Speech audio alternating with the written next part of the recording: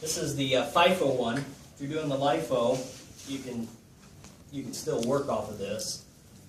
So notice I have what I started with at the beginning, what was at the end of the last time, beginning of this time, the 400 items, and they cost me $2.50 each. Then I just bought some more.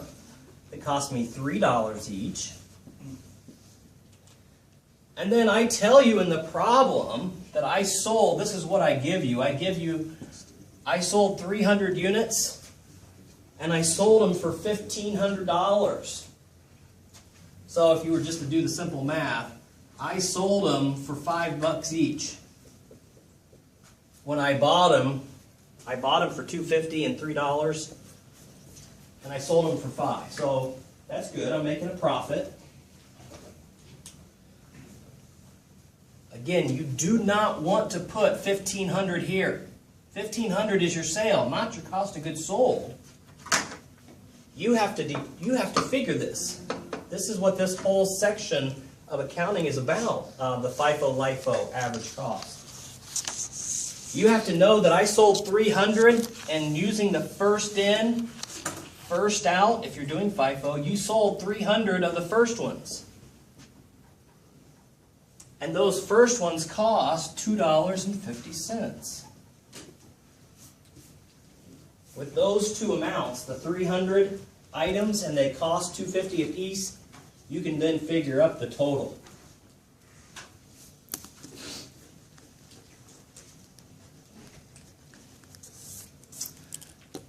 And then all I did is restate what is my ending inventory. I now have 100 items left at $2.50. 100 items at $3 a piece.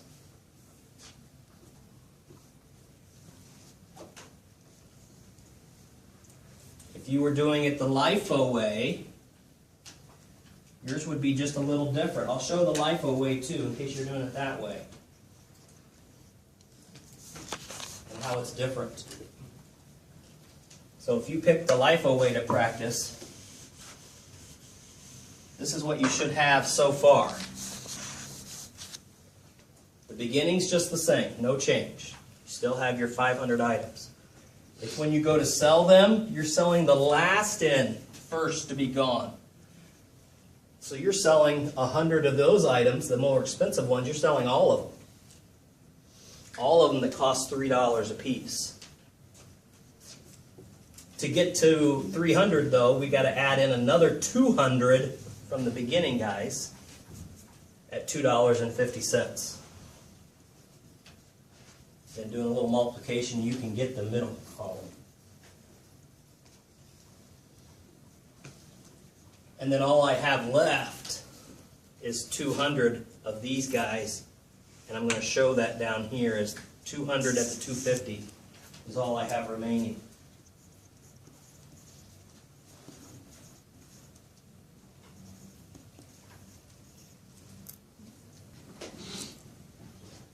I'm going to put up the rest of the answers for the FIFO first. You can check your work.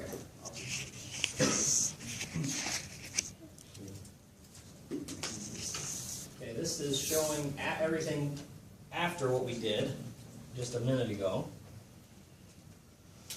This is showing my new purchase, just basically adding it in to my ending inventory, and my other new purchase, adding it in. Again, you could have condensed this quite a bit here if you didn't want to rewrite everything and just put 100, 100, 500, and then adding in that 400, not having to rewrite it.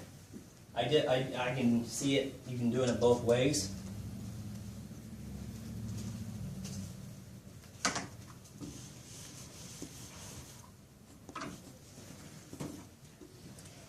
And then when you get to your sell and you sell 500 items, well, you're gonna take those 500 from 3 different places. So you have quite a bit of adding to do to get to your cost of goods sold. I sold 500 out of these guys, And first in, first out means I sold, out of 500, I sold all of those.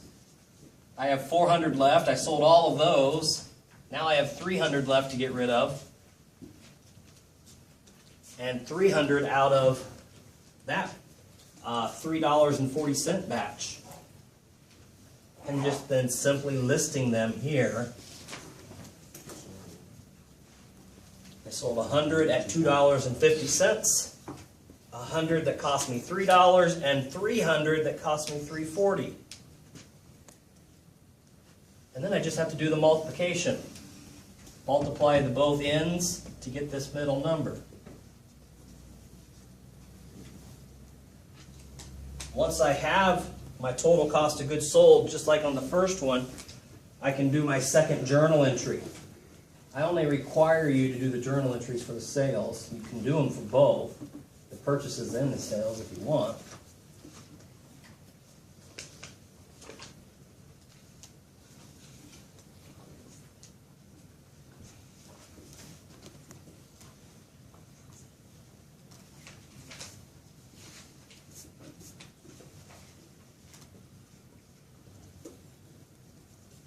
Now, since my journal entries are based on the LIFO, I'm not going to put in 1570 if I was doing it the LIFO way. I'm going to wait until I put up the LIFO answers.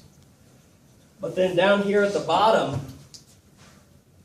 are the answers to your sheet, 1, 2, 3, 4, 5, if you're doing it the FIFO way. Answer 1, 2, 3, 4, and 5, your total ending inventory. Yeah, Frank. This might be kind of a dumb question, but how did you get the cost of goods sold number? Right, this one? No, the one below it. This one? Yeah. I just added up my two cost of goods sold. Okay. The first entry that I had up here, plus the 1570. All right.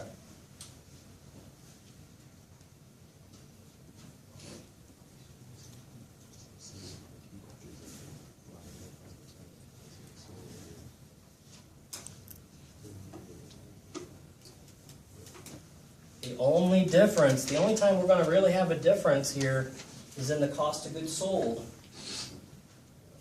The items that I sold are just different ones that cost a little bit different amount.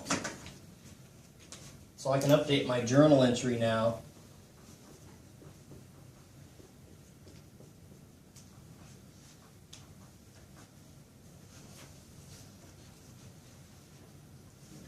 You're going to be doing almost exactly this on the take-home project that we're going to discuss towards the end of class.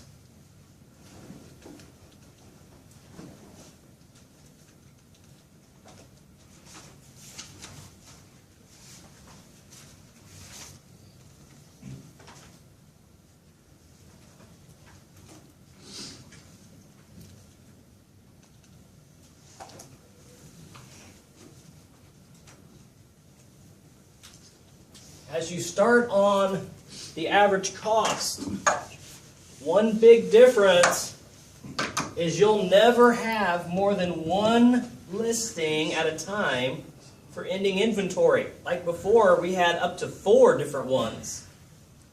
We had some at the most lowest price and then all the way up to about the highest price. We had some from every batch.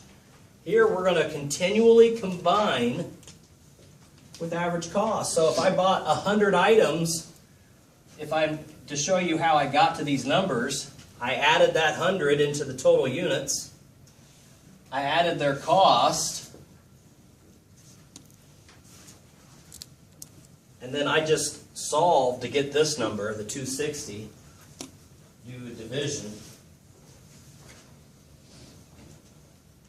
Remember how you do it. You take your total cost, 1,300, over the number of units. Now every item, instead of costing me 2 different numbers, depending on which one, everything cost me $2.60.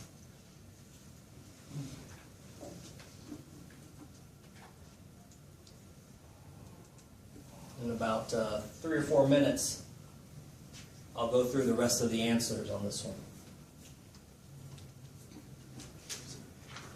Okay, when you had your first sale, we just calculated that it was $2.60 each item cost me.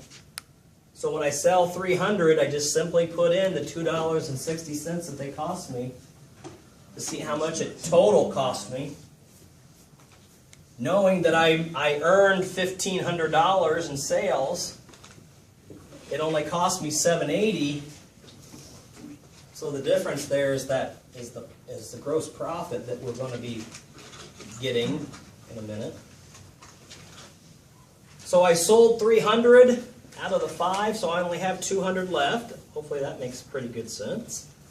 Still the same price. I didn't add anything new in, so the price won't differ.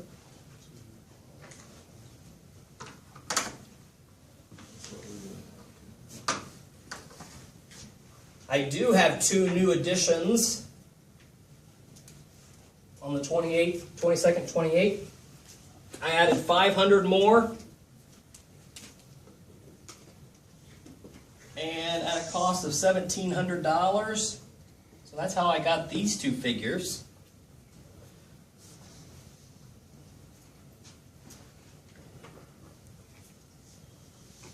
And then do the division to get this $3.17. Round always to the nearest penny for our stuff. To make it so you don't continually have a long number of decimals. Just round to the nearest penny. And then your final answers, if they're different than mine by $1 or 2, that's fine, because that's probably due to rounding. Now, if it's $10 different, then that may be an issue. But $1 or 2 is okay. So every time I buy something, my average cost definitely changes, because I buy stuff at a different cost. When I sell it, my average cost doesn't change. It's still $3.29 when I sell something.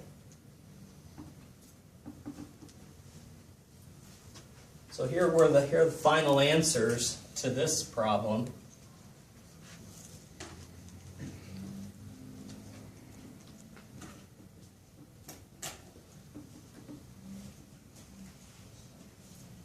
Notice the gross profit is different depending on which method you use.